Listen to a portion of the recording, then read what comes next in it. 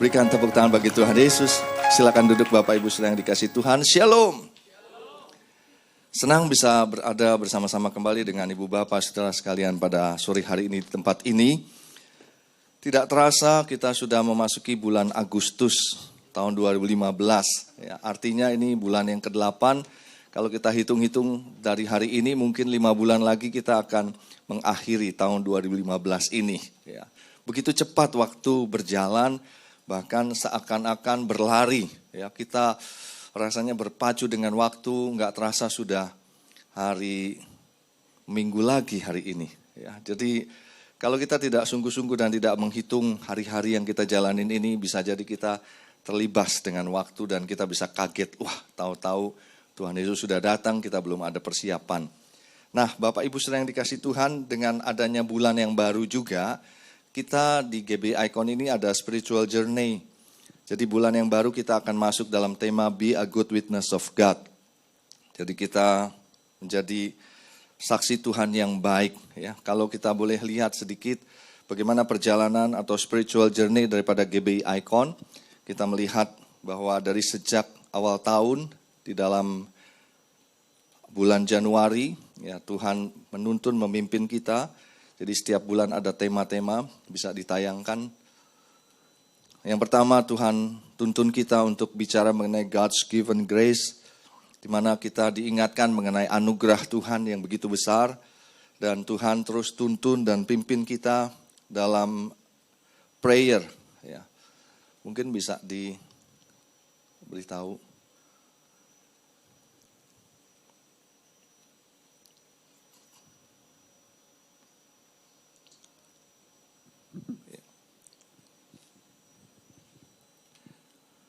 Kita bulan kedua bicara mengenai prayer. Jadi setiap minggu kita ada tema-tema khususnya. Bulan ketiga mengenai praise and worship. Kita dituntun oleh Tuhan bagaimana setelah kita mengerti anugerah Tuhan, bagaimana kita punya hubungan yang baik dengan Tuhan. Lalu bicara mengenai faith. Ya, iman, kita harus punya iman yang didasari oleh firman Tuhan. Itu sebabnya kita harus hidup living in God's words. Dan kemudian kita hidup dipimpin oleh Tuhan, led by His Spirit. Bulan lalu kita bicara mengenai walk in His plans. Dan bulan ini kita tiba pada be a good witness of God. Nanti bulan besok, be the channel of blessing of God, have a healthy life, see the harvest is ready, and preparing for His second coming. Nah, Bapak Ibu yang dikasih Tuhan, ini spiritual journey kita. Ya, kita dipersiapkan sampai at the end of the year, kita bisa siap untuk kedatangan Tuhan Yesus yang kedua kali. Amin. Kalau Tuhan Yesus belum datang, kita terus aja. Ya, kalau Tuhan Yesus sudah keburu datang, nggak apa-apa, saudara. Ya. Nah, untuk next year Tuhan sudah taruhkan dalam hati saya. Ya, tema-temanya tuh lebih kepada begini. Ya, what the Bible says about. Ya, what the Bible says about. Apa yang Alkitab katakan tentang. Ya, nanti tentangnya kita berdoa dan saya akan berdoa, tanya nanti Tuhan akan tuntun. Tapi udah dikasih tahu nanti tahun depan what the Bible says itu 1 bulan, what the Bible says about apa, lalu setiap minggunya ada tema-tema khususnya. Nah, sekarang be a good witness of God. Ada 5 minggu di dalam bulan Agustus ini. Minggu ini saudara saya mendapat bagian people see us. Ya, orang-orang di sekitar kita tuh melihat kita. Minggu kedua nanti, what do you want to be? Kita mau jadi apa? Ya, yang ketiga, results of a good witness, hasil menjadi saksi yang baik itu apa? Lalu minggu keempat, glorifying God through our lives. Ya, jadi memuliakan Tuhan melalui hidup kita dan so that they will not perish. Pada akhirnya seperti yang saya sudah sampaikan pada beberapa waktu yang lalu, rencana Tuhan selalu ujung-ujungnya tuh harus sorga. Ya. Nggak menetap di dunia ini saja, harus sorga. Itu sebabnya ketika kita menjadi saksi Tuhan yang baik, itu ujung-ujungnya juga nanti banyak orang akan diselamatkan. Ya, kita tidak binasa dan orang-orang juga tidak binasa. Nah, sekarang be a good witness of God, people see us. Menjadi saksi Tuhan yang baik, orang-orang di sekitar kita melihat kita. Saya ingin ajak kita melihat dasar dari hal ini. Yang pertama dalam Kisah Rasul 1 ayat yang ke-8. Mari kita baca bersama-sama. 1, 2, 3. Tetapi kamu akan menerima kuasa kalau Roh Kudus turun ke atas kamu, dan kamu akan menjadi saksiku di Yerusalem dan di seluruh Yudea dan Samaria dan sampai ke ujung bumi. Saudara, ini adalah firman yang Tuhan Yesus sampaikan kepada murid-muridnya ketika murid-muridnya itu bertanya kepada Yesus, maukah engkau pada masa ini memulihkan kerajaan bagi Israel?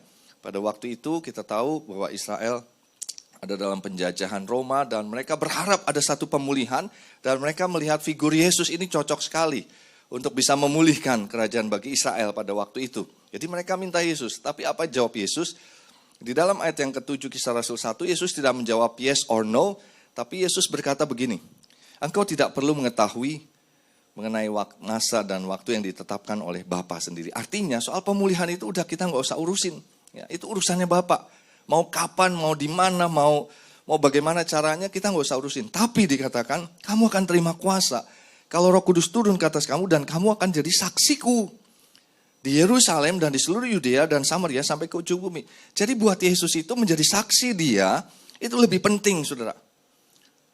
Saksi di Yerusalem itu bicara mengenai di keluarga rumah tangga. Seluruh Yudea bicara mengenai di kalangan orang-orang seiman. Samaria bicara mengenai orang-orang yang tidak seiman. Dan sampai ke ujung bumi artinya dimanapun kita ditempatkan, kita tetap jadi saksi Tuhan. Orang yang menyampaikan satu berita atau kehidupan tentang apa yang dia lihat, dia dengar, dan dia alami tentang Tuhan. Nah saudara, Tuhan Yesus mengerti bahwa kita nggak bisa jadi saksi kalau kita nggak punya kuasa, nggak punya power, saudara. Itu sebabnya Tuhan katakan, aku akan kasih power. Bagaimana caranya kasih power? Roh Kudus itu dicurahkan. Ketika Roh Kudus dicurahkan, maka kita akan terima kuasa itu, dan dengan kuasa itu kita bisa jadi saksi Tuhan. Nah saudara, bagaimana dengan kehidupan kita setelah kita menerima Yesus? Dalam 1 Petrus 2 ayat 9-10, mari kita baca bersama-sama. 1 Petrus 2 ayat 9-10. Tadi itu rancangan Tuhan buat kita menjadi saksi, dan dia perlengkapi kita. Nah bagaimana rancangan Tuhan setelah kita diselamatkan? 1 Petrus 2 ayat 9-10 kita baca bersama-sama. 1, 2, 3.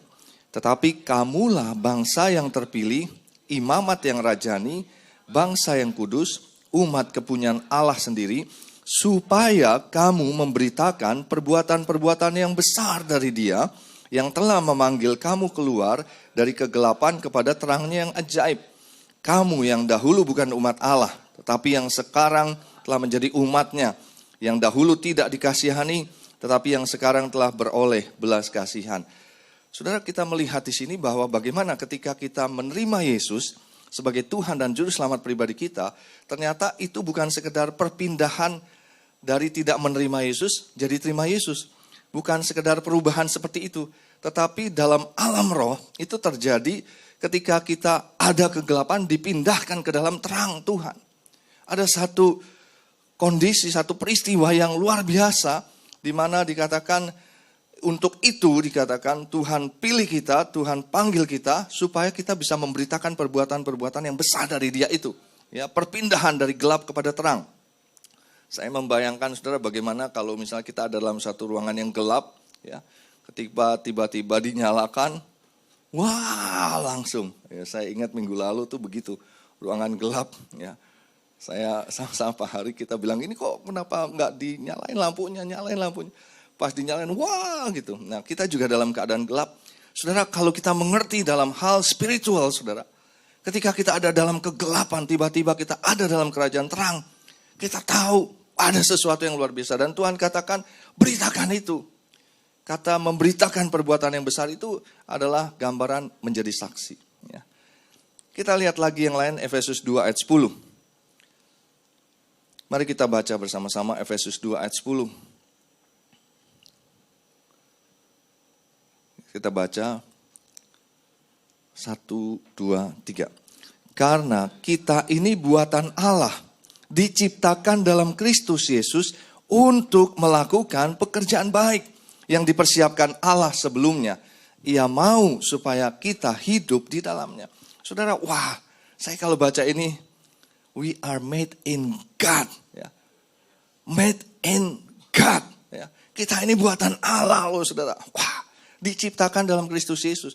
Dan Tuhan sudah mendesain kita sedemikian rupa, membuat kita, saudara, mata, telinga, mulut, tangan, kaki, pikiran, perasaan, kehendak kita semuanya, saudara, didesain sedemikian rupa untuk apa? Untuk melakukan pekerjaan baik. Outputnya yang Tuhan inginkan supaya kita menghasilkan pekerjaan yang baik yang sudah dipersiapkan Allah sebelumnya. Dan Dia mau supaya kita hidup di dalamnya. Saudara, ketika saya renungkan ayat ini, tiba-tiba Tuhan kasih kalimat begini. Produk yang baik dihasilkan oleh pembuat yang baik. Pembuat yang baik menghasilkan produk yang baik. Ini bukan merubah-rubah kalimat, saudara. Tetapi memang betul produk yang baik itu dihasilkan oleh pembuat yang baik. Dan pembuat yang baik menghasilkan produk yang baik. Nah, bila produknya tidak baik, saudara, kemungkinan cuma dua. Pembuatnya tidak baik atau produknya rusak. Kalau kita bicara we are made in God, kita diciptakan oleh Tuhan, nggak mungkin Tuhan itu nggak baik, saudara. Nggak mungkin Tuhan itu nggak sempurna. Dia begitu sempurna. Tapi kalau kita sampai jadinya katakanlah rusak atau tidak menghasilkan pekerjaan baik, there is something wrong with us. Ya, ada sesuatu yang salah, ada defeknya, ada cacatnya, ada sesuatu yang gak benar di dalam diri kita. Ya. Nah, mari kita lihat lagi Filipi 2 ayat 14 sampai 16. Filipi 2 ayat 14 sampai 16. Kita baca sama-sama. 1, 2, 3.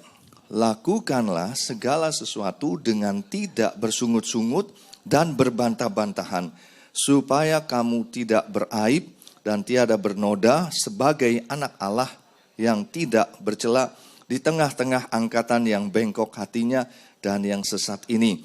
Sehingga kamu bercahaya di antara mereka seperti bintang-bintang di dunia. Sambil berpegang pada firman kehidupan agar aku dapat bermegah pada hari Kristus bahwa aku tidak percuma berlomba dan tidak percuma bersusah-susah. Saudara, kita lihat lagi di sini. Paulus menasehati jemaat di Filipi pada waktu itu yang tentunya sedang mengalami satu situasi kondisi sehingga dia berikan nasihat ini. Lakukan segala sesuatu itu dengan tidak bersungut-sungut dan tidak berbantah-bantahan. Kenapa, saudara? Supaya tidak beraib dan tidak bernoda. Ternyata tidak beraib dan tidak bernoda itu bukan soal kita melakukan hal yang memalukan atau hal yang gak benar, saudara. Tetapi hanya bersungut-sungut dan berbantah-bantahan itu sudah membuat beraib dan bernoda. Udah ada jadi defect. Ya, ada sesuatu kecacatan. Kenapa? Karena tadi kita tahu, kita diciptakan ini untuk mengerjakan atau melakukan perbuatan yang baik. Kalau sampai mulut kita keluar perbantahan atau persungutan, itu sudah beraib dan bernoda. Dan saudara tahu, cuma gara-gara ini, saudara, kita bisa nggak percaya. Tapi sebaliknya, saudara, ketika kita menjadi orang-orang yang mengerti panggilan Tuhan, dikatakan kita akan bercahaya di antara angkatan yang bengkok hatinya dan sesat ini, seperti bintang-bintang di dunia. Wah, stars of the world. Bintang-bintang di dunia, saudara. Matius 5 ayat 13 sampai 16. Kita baca bersama-sama. Ini perkataan Tuhan Yesus sendiri. 1, 2, 3. Kamu adalah garam dunia. Jika garam itu menjadi tawar, dengan apakah ia diasinkan? Tidak ada lagi gunanya selain dibuang dan diinjak orang. Kamu adalah terang dunia. Kota yang terletak di atas gunung tidak mungkin tersembunyi. Lagi pula orang tidak menyalakan pelita, lalu meletakkannya di bawah gantang, melainkan di atas kaki dian, sehingga menerangi semua orang di dalam rumah itu.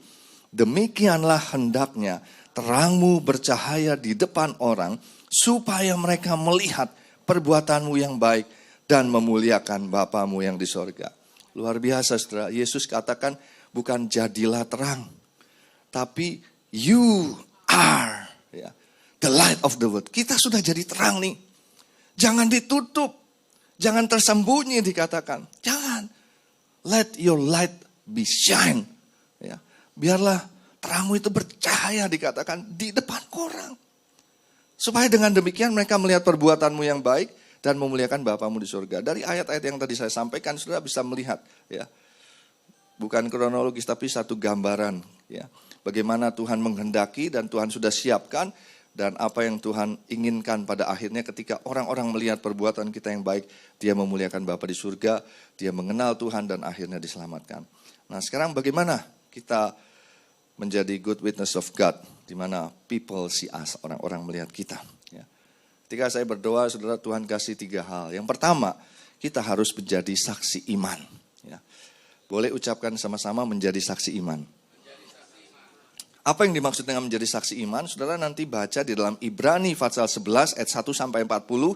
Kita tidak akan baca di sini seluruh ayat, tapi coba kita baca di dalam ayat yang ke-6 saja. Ya. Tolong ditayangkan. Ibrani 11 ayat yang ke-6. Ibrani 11 ayat yang ke-6 dicari di Alkitab. Ibrani pasal yang ke-11 ayat yang ke-6. Saya akan bacakan buat saudara, dikatakan begini. Kalau bisa dimunculkan, tolong dimunculkan. Tetapi tanpa iman tidak mungkin orang berkenan kepada Allah. Sebab barang siapa berpaling kepada Allah, ia harus percaya bahwa Allah ada dan bahwa Allah memberi upah kepada orang yang sungguh-sungguh mencari Dia. Saudara, saksi iman adalah saksi di mana dia menyatakan Tuhan dalam kehidupan. Meskipun Tuhan itu enggak kelihatan, saudara. Meskipun Tuhan enggak kelihatan, saudara. Tapi kita bisa menyatakannya, mengekspresikannya. Bagaimana kita percaya bahwa Tuhan itu ada. Tuhan yang tidak kelihatan bukan berarti Tuhan tidak ada. Tapi ketika kita punya iman, maka kita bisa menyatakan kepada orang-orang di sekitar kita bahwa Tuhan itu ada. Dan Dia dikatakan memberi upah kepada orang yang bersungguh-sungguh mencari Dia. Nah ini kita harus ekspresikan dalam kehidupan kita. Itu yang pertama yang Tuhan kehendaki supaya kita menjadi saksi iman, saudara. Ya. Bagaimana aplikasinya dalam kehidupan kita, saudara? Ya. Kalau saudara datang beribadah ke tempat ini, apakah saudara percaya bahwa ada Allah di tempat ini, ada Tuhan di tempat ini? Ya. Kalau kita percaya, maka kita pujian penyembahannya akan beda. Ya. Coba saudara bayangkan begini, ketika saudara datang ke tempat ini, saya mau tahu ada Tuhan gak di sini ya? Saya mau rasa-rasa ada Tuhan gak di sini? Itu beda. Saudara akan menjadi seorang kritikus, saudara akan menjadi yang sifatnya apatis, saudara melihat ya ini, oh kayaknya kurang ini, kayaknya gak ada Tuhan. Saudara punya rasa-rasa. Tuhan bukan di rasa-rasa, saudara. Tuhan ada di mana-mana. Kita perlu iman untuk mengerti bahwa Tuhan itu ada. Dan saudara setiap kali kalau saya dimanapun juga, saya mengerti bahwa Tuhan ada. Maka saya mengekspresikan iman saya itu bahwa Tuhan ada. Ketika saya harus memuji menyembah Tuhan, saya akan ekspresikan. Saya mengangkat tangan bukan karena disuruh, saudara. Ketika kita mengangkat tangan, kita tahu bahwa memang Tuhan ada. Dan saya mau lift up my hands to Him. Saya mau angkat tangan. Kalau saya bernyanyi, bersuara, saya mau lift up my voice to Him. Saya mau ucapkan sesuatu. Saya mau mengucapkan kata-kata yang memberkati tanda kutip Dia, saudara. Meskipun Dia memberkati kita, tapi ketika bilang, I love you Lord, or you are so great, oh Lord you are so wonderful, itu memberkati Dia. Saudara. Kenapa? Karena kita percaya bahwa Allah itu ada. Dan yang luar biasa, kita bisa menjadi saksi iman, bahwa Dia memberi upah kepada kita yang sungguh-sungguh. Meskipun kita gak mengharapkan, saudara. Kita gak mengharapkan, saya angkat tangan nanti Tuhan kasih upah. Tetapi Dia sudah pasti otomatis, ya, akan memberi upah kepada kita, orang yang sungguh-sungguh cari Dia. Kalau saudara mengerti akan hal ini, kita mulai mengekspresikan. Bagaimana ketika kita memberikan persembahan? Ya kalau dulu mungkin ada kantong kolektor gitu diedarkan, kita aduh kantong kolektor kita kasih gitu ya seperti. Makanya akhirnya di sini kita tidak pakai kantong kolektor supaya kita punya iman, saudara. Kita bisa menjadi saksi iman. Ya. Saya tahu, saya sadar bahwa gereja ini milik Tuhan, saudara. Gereja ini punya Tuhan. Dan saudara kita tahu ketika kita memberi kepada Tuhan. Nanti saudara baca dalam Ibrani pasal 11 itu tadi dari 1 sampai 40. Ada saksi-saksi iman. Bagaimana Habel itu mempersembahkan yang terbaik buat Tuhan. Kenapa dia bisa mempersembahkan yang terbaik? Karena dia jadi saksi iman. Dia tahu bahwa Allahnya itu layak. Ya. He deserves the glory. Dia layak untuk menerima yang terbaik. Jadi Habel itu mempersembahkan yang terbaik. Nah kakaknya si Kain, saudara, dia mempersembahkan yang kurang baik. Kenapa dia mempersembahkan yang kurang baik? Yang pertama, dia mempersembahkan sebagian daripada hasil tanahnya. Ya. Banyak orang berkata begini, Tuhan kenapa nggak terima persembahan Kain? Ya, kalau dulu kita di sekolah minggu, persembahan Kain itu asapnya melenceng, persembahan Habel naik ke atas. Terus anak-anak sekolah minggu dikasih tahu bahwa Tuhan itu nggak doyan sayur-sayuran. Makanya dia tolak. Akhirnya dulu saya sempat, ya, Tuhan aja nggak doyan sayuran, kita kenapa mesti makan sayuran? Guru sekolah minggu salah. Kalau kita teliti dikatakan Habel memberikan yang terbaik. Nah, Kain ini sebagian dari hasil tanahnya. Pertanyaan kita, sebagian lagi kemana? Sebagian lagi ditahan. Pertanyaannya, yang ditahan itu yang lebih bagus apa yang lebih jelek? Itu yang menjadi pertanyaan. Kalau yang lebih bagus, kenapa dia mesti kasih sebagian? Kalau dibilang Tuhan ini jelek, saya nggak kasih Tuhan, mungkin masih ada. Tapi ketika Tuhan tidak menerima, dia tahu, kamu kan mau enggak kan ngasih, nggak usah. Gitu saudara. Dan saya menangkap itu. Ini saksi iman. Ketika kita memberi, bisa nggak kita melihat bahwa Tuhan, orang lain di sekitar kita nih ngelihat saudara. Oh, you menghargai Tuhan cuma segitu, ya. Worship cuma segitu. Nah, ada banyak lagi saudara. Bukan hanya dalam ibadah, bagaimana dalam kehidupan sehari-hari. Kalau menjadi saksi iman saudara, kita nggak ada yang tahu nih. Ya. Mumpung gua sendiri nih. Kita diem-diem aja, lu jangan ngomong-ngomong ya sama orang, jangan lihat. Nggak ada kayak gitu-gitu. Saksi iman tuh adalah bilang, Tuhan ini ada. Kamu mau ngajakin saya sesuatu yang gak baik? No, sorry. Ya. Kan istri lu udah gak ada, lagi pergi. Suamimu gak ada, lagi pergi. Tapi Tuhan ada. Ini saksi iman, saudara. Masih banyak lagi. Ketika kita menghadapi persoalan, permasalahan. Orang akan lihat, katanya Tuhan besar. Ya. Katanya Tuhan hebat. Tapi kok kamu baru menghadapi masalah ini?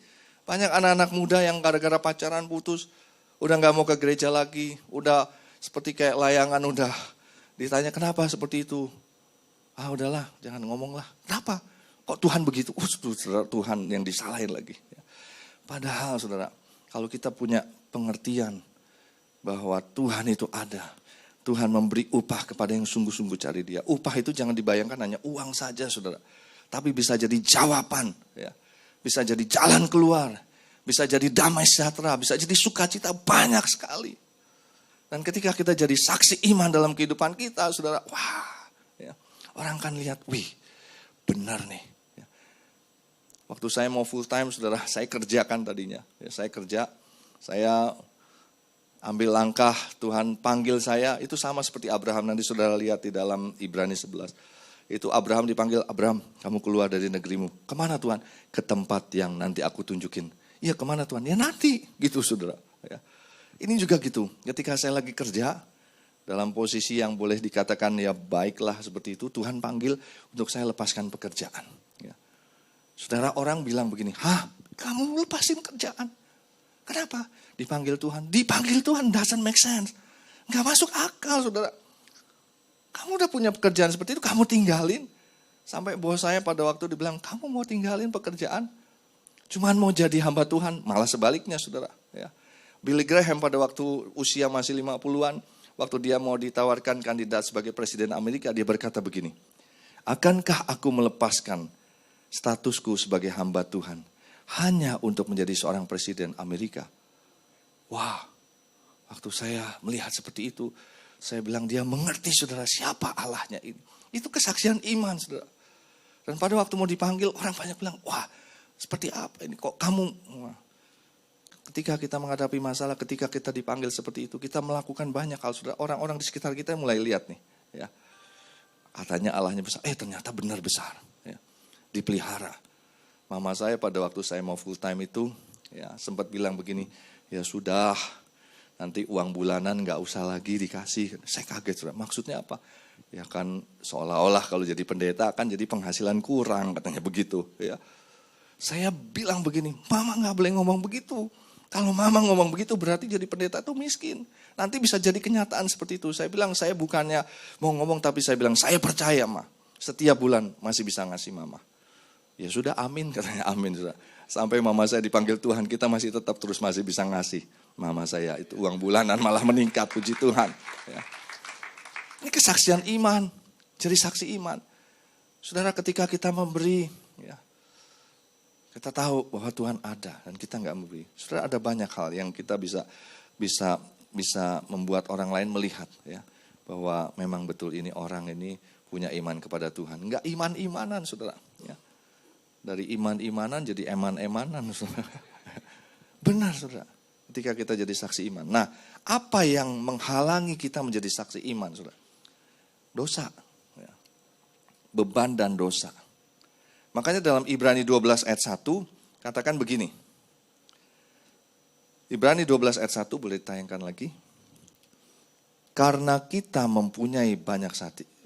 Yang tadi di slide saya ya. Di slide saya aja. Kembali ke slide saya. Karena kita mempunyai banyak saksi bagaikan awan yang mengelilingi kita. Ya. Marilah kita menanggalkan semua beban dan dosa yang begitu merintangi kita dan berlomba dengan tekun dalam perlombaan yang diwajibkan bagi kita. Saudara, beban dan dosa ini yang membuat kita nggak bisa jadi saksi iman. Kalau udah ada beban yang berat, aduh gue males deh, udah doa, males lah. Ini nggak jadi saksi iman loh saudara. Tapi kita tahu meskipun ada beban, justru banyak beban kita malah mesti banyak berdoa saudara. Yang kita mesti hati-hati ketika nggak ada beban, kita mulai rada-rada, waduh, tapi justru banyak beban harus berdoa. Nah dosa juga demikian, ketika kita mulai berdosa, mulai orang bilang, kok pendeta begitu, kok orang Kristen begitu, kok ini begitu, kok gini, itu menghambat. Ya. Itu sebabnya dikatakan, tanggalkan semua beban dan dosa yang begitu merintangi kita, itu iblis akan berusaha. Ya. Bikin kita berdosa supaya nggak jadi saksi iman. Kalau udah nggak jadi saksi iman, udah habis semua kesaksian kita. Supaya banyak beban pikiran, udah nggak males ini, males itu. Ya orang lihat ya sama juga tuh orang Kristen cuman begitu-begitu aja. Nah itu sebabnya penulis Ibrani menasihati kita dalam Ibrani 12 ayat 2 sampai 4 yang selanjutnya, slide selanjutnya.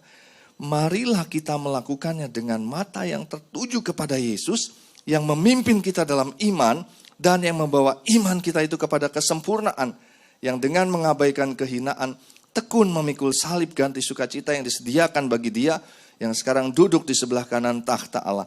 Ingatlah selalu akan Dia yang tekun menanggung bantahan yang sehebat itu terhadap dirinya dari pihak orang-orang berdosa, supaya jangan kamu menjadi lemah dan putus asa.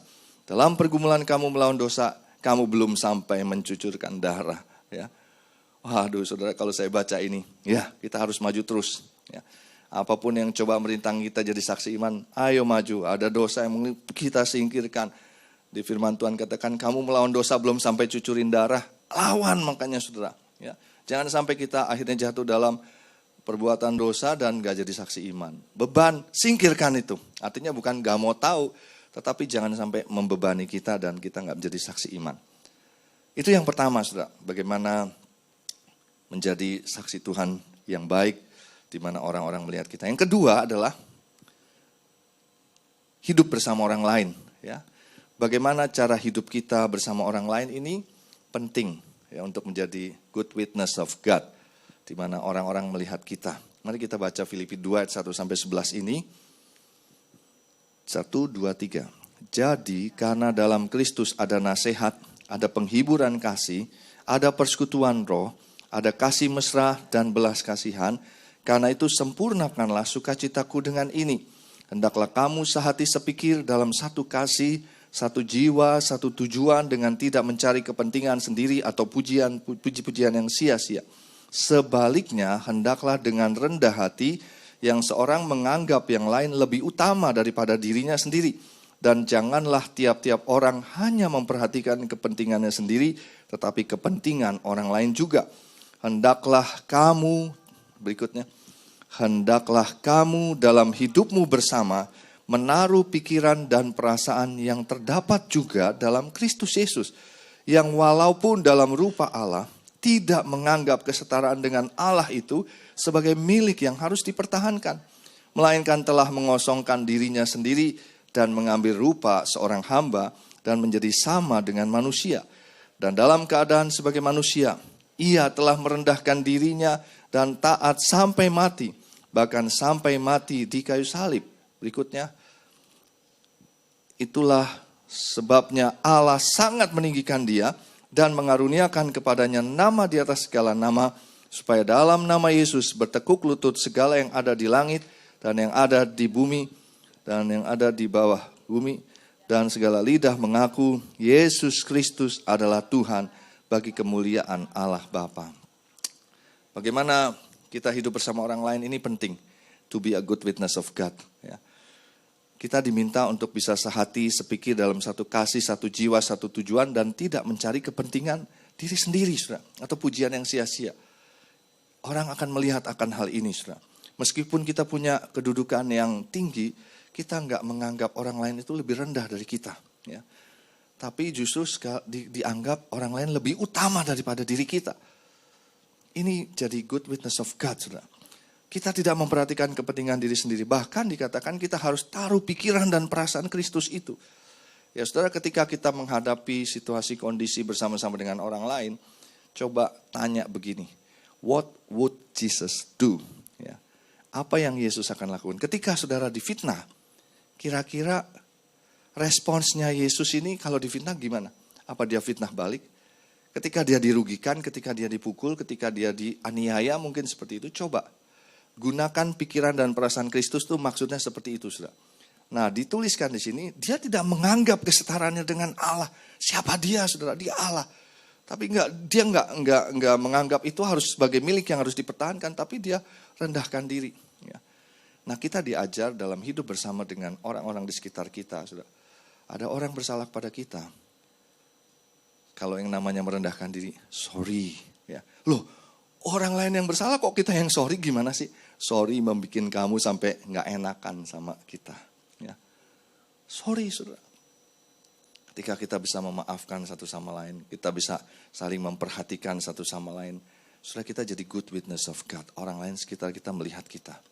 Ada satu ayat yang menurut saya secara manusia ini, wah sulit ya untuk diterapkan, tapi Tuhan minta kita lakukan ini dalam hidup kita bersama. 1 Korintus 6 ayat yang ke-7, tolong Alkitab dibuka di layar.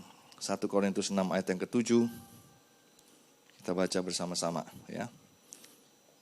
1 ada di layar, 2, 3. Adanya saja perkara di antara kamu yang seorang terhadap yang lain telah merupakan kekalahan bagi kamu. Mengapa kamu tidak lebih suka menderita ketidakadilan? Mengapakah kamu tidak lebih suka dirugikan? Saudara, ayat ini kalau saya baca berulang-ulang, waktu awal pertama kali saya mendapatkan pengertian, waduh saya bilang Tuhan ini rasanya gak enak. Kalau secara dunia ini saya dibilang bodoh sekali nih. Ya. Tapi Tuhan bilang coba lihat, adanya saja perkara di antara kamu seorang dengan yang lain telah merupakan kekalahan bagi kamunya siapa di sini? Saya dengan Pak Eko ada masalah, ya. Yang merupakan kekalahan bagi kamu, bukan bagi saya. Betul nggak, saudara? Betul? Saya dengan Bu Eva ada masalah. Adanya saja persoalan di antara kita telah merupakan kekalahan bagi kamu, bukan bagi saya. Betul? Enggak. Karena ngomongnya sama saya nih. Bud, adanya saja persoalan kamu dengan Pak Eko itu telah merupakan kekalahan bagi kamu, Bud, kamu. Waktu dia ngomong sama Pak Eko, adanya saja persoalan di antara kamu dengan Budi telah merupakan kekalahan bagi kamu, bukan bagi dia. Ya. Jadi siapapun juga saudara yang bermasalah itu kalah. Boleh katakan sama-sama, siapapun yang bermasalah itu kalah. Kalah, saudara. Nah, yang lebih parahnya tanda kutip nih saudara ya. Coba kembali ayat yang tadi ditayangkan. Mengapa kamu tidak lebih suka menderita ketidakadilan? Seolah-olah saudara kalau kamu dikasih pilihan menderita atau diperlakukan tidak adil dan ini menuntut keadilan, kenapa sih kamu pilihnya menuntut keadilan? Kenapa enggak kamu lebih suka menderita ketidakadilan? Mengapakah kamu tidak lebih suka dirugikan? Kalau ada pilihan menuntut ganti rugi dan dirugikan, kenapa sih kamu lebih sukanya menuntut kerugian? Enggak dirugikan. Aduh saudara, saya bilang Tuhan, ini mah bodoh sekali. Ini ayat, waduh kayaknya kita lebih pintar dari Tuhan. Tapi Tuhan bilang gini, Bud, aku mau tanya sama kamu. Kalau kamu dirugikan, kamu diperlakukan tidak adil, aku tahu nggak? Ya tahu Tuhan. So what gitu loh, gitu ya. Jadi gimana? Tiba-tiba Tuhan kasih saya ilustrasi, saudara. Kalau kamu punya anak umur, let's say 5 tahun, ya. Tiba-tiba tetangga kamu datang bawa anaknya juga, lalu papa sama papa kita ngomong-ngomong, ya, ngobrol. Anak-anak ini, anak-anak laki lah ceritanya main di ruangan, di kamar yang lain. Ya. Tiba-tiba anak kita jerit, papi atau daddy. Wah, kita kaget kan karena dia jerit seperti itu. Kita buru-buru samperin dia. Kita lihat anak kita lagi rebut-rebutan mainan sama anak tetangga. Mainan anak kita lagi mau direbut sama anak tetangga. Coba perhatikan, saudara. Ini ilustrasi dari Tuhan. Kita datang. Apa yang kita akan lakukan? Kita ngomong sama anak tetangga begini enggak? Lu mau lepasin enggak? Gua pukul, gua jitak lo, atau gua gampar lo gitu misalnya ya. Atau kita ngomong sama anak kita. Kasihlah udah. Gak bisa papi gini. Kasih nanti papi beliin yang lebih besar. Papi beliin yang lebih mahal. Kasih. Kira-kira yang mana? Yang pertama dan yang kedua yang sudah lakukan? Yang punya anak pasti bilang yang normal. Yang kedua apa yang pertama? Yang kedua. Saudara, waktu Tuhan kasih ilustrasi seperti ini, saudara, ya anak itu langsung bilang, ini udah buat kamu aja deh. Anak tetangga kan bingung, kenapa? Aku mau dibeliin yang lebih besar sama papi. Dia bilang gitu. Aku mau dibeliin yang lebih bagus sama papi, itu buat kamu aja. Bisa begitu, saudara. Tadinya gak bisa. Tuhan bilang, kamu juga sama. Kalau dirugikan, diperlakukan tidak adil tuh, wah, Tuhan gak bisa nih 10M Tuhan. Let's say lah mungkin kurang 20M ini Tuhan gak bisa 50M berapa. Teriak-teriakan. Tuhan bilang, ada apa Budi? Iya ini Tuhan. Tuhan bilang, kasih. Kasih Tuhan, gak mungkin. Kasih. Gak bisa. Nanti aku ganti. Kamu dirugikan berapa? 50M. Tak ganti 200M mau. Wah, benar ya Tuhan. Tak kasih deh. Tuhan bilang gini, kamu tuh jarang denger itu. Oke. Waktu saya ngerti ini, saudara, saya bilang, Tuhan, whatever people do to me, saya gak mau responsnya salah. Benar, saudara, saya gak mau kalah. Makanya Tuhan katakan, ayo, jadi saksi pada waktu kita hidup bersama. Apakah saya gak banyak dirugikan? Tanya sama istri saya, saudara, tadi kita baru bersaksi banyak. Tapi bagaimana respons kita? I want to be a good witness of God. Benar, saudara. Saya berharap saudara menangkap akan hal ini. Yang ketiga, saudara. Jadi tadi saksi iman, ya, tunjukkan iman kita. Yang kedua, dalam hidup kita bersama. Kalau orang bersalah, udahlah ampunin, saudara. Ya. Jangan dipendam, jangan disimpan sampai mati. Karena saya ketemu dengan satu orang, satu ibu. Udah gak bisa, pokoknya sampai saya mati. Suaminya sudah, saya gak akan ampunin. Wah, kita gak bisa apa-apa. Ya. Padahal untuk mengampuni gak bayar. Malah gak mengampuni dia mesti bayar. Bayar dokter, rumah sakit, bayar nyawa. Kenapa? Dia sakit kanker. Hari ini kita belajar. Ya, udah lepaskan pengampunan. Dan yang ketiga, biarlah kita menjadi saksi dalam kehidupan pribadi kita. Ya, pribadi kita. Orang bisa lihat kita, people see us itu dari pribadi. Wah, ini memang betul-betul. Mari 1 Timotius 3 ayat 1-13 kita baca. Boleh ditayangkan itu 1 Timotius 3. Jangan ditayangkan itunya. 1 Timotius 3.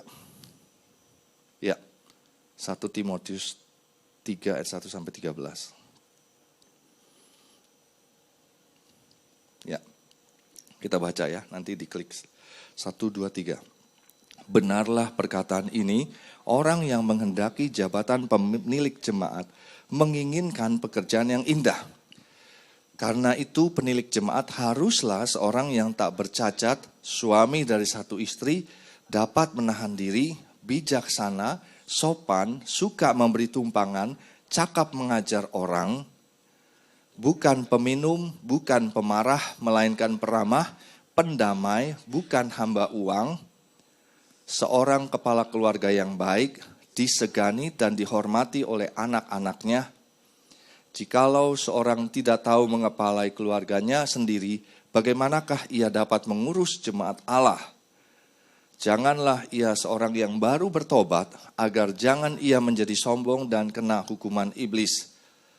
Hendaklah ia juga mempunyai nama baik di luar jemaat, agar jangan ia digugat orang dan jatuh ke dalam jerat iblis. Demikian juga diaken-diaken haruslah orang terhormat. Jangan bercabang lidah, jangan penggemar anggur, jangan serakah. Melainkan orang yang memelihara rahasia iman dalam hati nurani yang suci. Mereka juga harus diuji dahulu, baru ditetapkan dalam pelayanan itu setelah ternyata mereka tak bercacat. Demikian pula istri-istri, hendaklah orang terhormat. Jangan pemfitnah, hendaklah dapat menahan diri dan dapat dipercaya dalam segala hal. Diaken haruslah suami dari satu istri dan mengurus anak-anaknya dan keluarganya dengan baik. Ayat 13, karena mereka yang melayani dengan baik, beroleh kedudukan yang baik, sehingga dalam iman kepada Kristus Yesus, mereka dapat bersaksi dengan leluasa. Ya. Waktu saya baca ini, bagaimana kita bisa bersaksi dengan leluasa, saudara? Ya, enggak ada orang lihat kita itu tadi. Tapi saya pikir ini sepertinya kelihatannya kayaknya rohani ya. Wah kayaknya, tapi ternyata enggak loh saudara. Kalau saya gambarkan dalam kehidupan sehari-hari, mari kembali kepada slide tolong. Kita mesti jaga penampilan kita mulai dari penampilan ya. Jadi saksi. Ya diusahakanlah, saya juga berusaha saudara. Tolong slide-nya. Penampilan, coba diusahakan yang terbaik, saudara mulai belajar. Ya. People see us. Ya. Luar biasa. Ada Pak Hari di sini, ada ibu penampilan selalu luar biasa, udah pasti ya. Kita juga harus jaga saudara. Sangat disayangkan. Anak-anak Tuhan penampilannya kurang baik. Ya. Penampilan baik itu bukan berarti mahal, saudara. Ya, apa yang saya pakai juga nggak mahal. Kalau saya kasih tahu harganya, saudara mungkin bingung, kaget. Ya, tapi belajar, ya belajar. Yang make up, saya bilang sama anak-anak singers di depan, ayo. Ya, ini juga kesaksian iman. Kalau memang kita betul-betul melayani Tuhan, ya bagaimana orang juga melihat kita dengan baik. Kepribadian kita, ya, cobalah miliki kepribadian yang baik.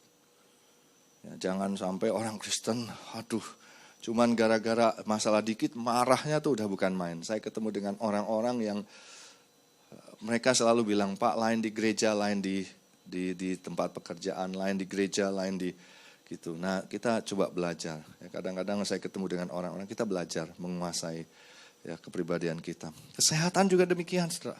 2 minggu lalu kita ada Dr. Elizabeth Subrata di sini yang mengajarkan kita harus jaga kesehatan. Saudara, saya bayangkan kalau saya nggak jaga kesehatan, saya batuk-batuk. Shalom, saudara. Bentar, saudara. Iya, saudara. Pada waktu, sebentar, saudara. Atau misalnya, aduh sakit, maaf Pak, saudara. Saya nggak bisa lanjutkan khotbah, saudara. Sakit sekali, maaf, saudara, maaf. Kira-kira bisa dibayangkan. Ya. Tapi saya berusaha, memang Tuhan kasih umur kepada kita, saudara. Tapi kesehatan siapa yang harus jaga? Masa Tuhan juga terus, Tuhan jagai kesehatan saya, udah jagain rumah, jagain binatang peliharaan saya, jagain toko saya, jagain semua, jagain termasuk kesehatan saya. Loh kamu bagiannya apa? Terima berkat Tuhan. Gitu. Hari ini kita belajar, saudara. Belajar, jaga. Sampai orang bilang, kamu tuh umur berapa sekarang? Saya umur 80. 80 Bapak, sampai begitu saudara. Jangan kamu umur berapa? 20. 20 kayak begini. Saudara kaget ya. Yang tadi tuh 80 tuh lihatnya sesuatu yang wah 80. Gimana rahasianya? Itu baru saudara. Kalau dari 20 tadi, 20 udah kayak begini. Kasihan banget loh. Beban berat ya. Wah itu gak jadi kesaksian saudara. Ya. Rumah tangga, keluarga tolong dijaga keutuhannya. Ya. Benar-benar saudara ini menyedihkan sekali kalau saya sebagai hamba Tuhan. Ya, jangan sampai tetangga dengar, siapa? Pendeta, sebelah pendeta lagi marah gitu ya. Keuangan, jangan sampai kita nggak bisa ngatur keuangan sehingga kita mesti minjem duit saudara. Ya. Gara-gara apa? Gara-gara pengeluaran lebih besar daripada penerimaan. Firman Tuhan katakan, cukupkan dirimu dengan apa yang ada padamu. Maaf saudara, kalau kita nggak bisa sekolahin anak ke luar negeri, jangan sekolahin anak di luar negeri dengan minjam-minjam uang. Akibatnya kita nggak bisa bayar, kita nggak jadi saksi, saudara. Orang bilang dia minjam sama saya nggak bayar tuh. Benar, saudara. Kadang-kadang bank sampai disita. Wah, kita harus bisa ngatur. Pelayanan kita juga demikian. Ya, prestasi, hasilkan sesuatu. Ya, saya kagum dengan orang-orang yang bisa menghasilkan prestasi dalam hidupnya. Menjadi kesaksian. Ya. Setelah ketika kalau saya tanya seseorang, wah Bapak luar biasa. No, it's not me, it's God. Itu luar biasa. Ya. Tapi kalau ini orang dari dulu hidupnya begini-begini, ya, dikasih apa salah, itu menyedihkan, saudara. Popularitas kita jaga. Jangan sampai udah bagus-bagus, gara-gara nilai titik rusak susu sebelanga. Dan susah. Ya, saudara, tangkap baik-baik, biarlah kita menjadi good witness of God. Ya. Because people see us.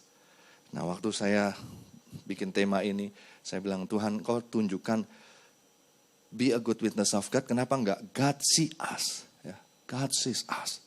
Kenapa? Tuhan bilang, kamu belajar dengan yang kelihatan dulu. Ya. Kalau dengan yang kelihatan aja kamu gak bisa jadi saksi, gimana yang gak kelihatan, saudara? Susah. Kadang-kadang kita bilang, oh, Tuhan gak tahu, gak kelihatan. Ya.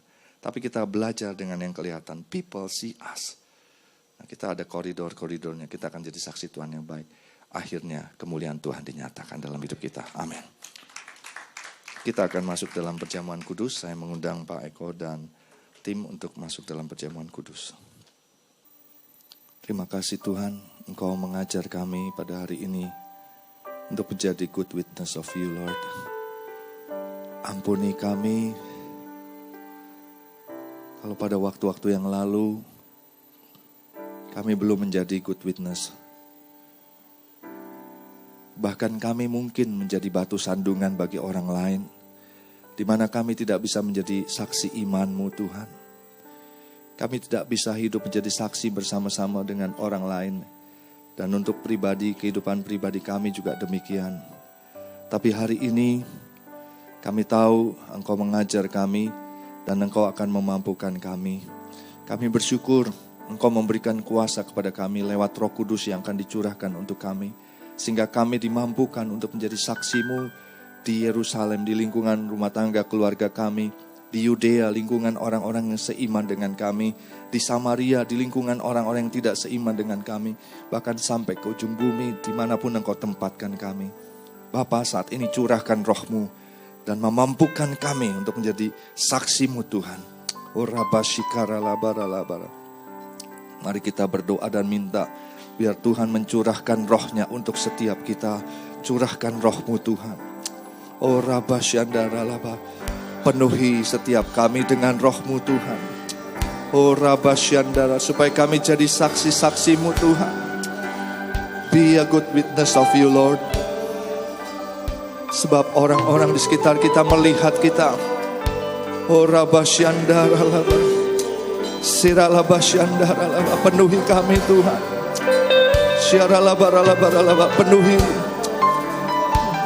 Oh Rabba Syandara Laba, kami mau jadi saksi yang baik bagi Tuhan. Jadi saksi yang baik supaya Tuhan dimuliakan. Jadi saksi yang baik supaya banyak orang datang kepada Tuhan. Oh Rabba Syandara Labara. Ira Labba Syandara Labara Labara Labara. Syandara Labara Labara Labara Labara Labara Labara Syandara Labara Labara Labara Labara. Oh haleluya. Syandara la bara la bara la bara la bara la bara la bara la bara la bara la bara la bara la bara syandara la boria la bara la bara. Oh rabba syandara la bara la bara la bara la bara. Terus Tuhan Engkau memampukan kami. Bawa kami terus Tuhan, bawa kami ke level yang lebih lagi Tuhan. Oh rabba syandara la basyikara la boria la bara la bara la bara. Syandara la bara la bara la bara la bara la bara la bara la bara la bara syandara la bara la bara. Oh rabba syandara la bara la bara la bara la bara. Menyenangkanmu, senangkanmu, hanya itu kerinduanku. Menyenangkanmu,